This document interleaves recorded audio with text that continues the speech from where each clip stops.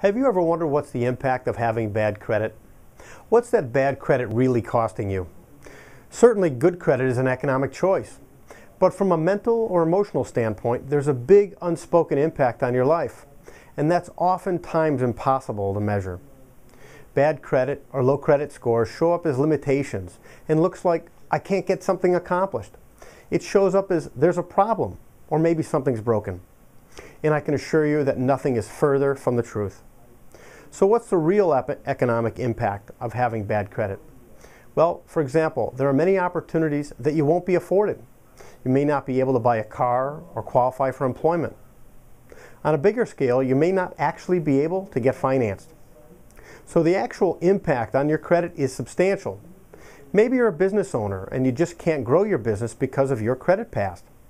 To get more information about the true cost of credit and the real impact of having low credit scores, fill in the form below and we'll send you a special free report as to how you can begin right now to start saving more money each and every single month.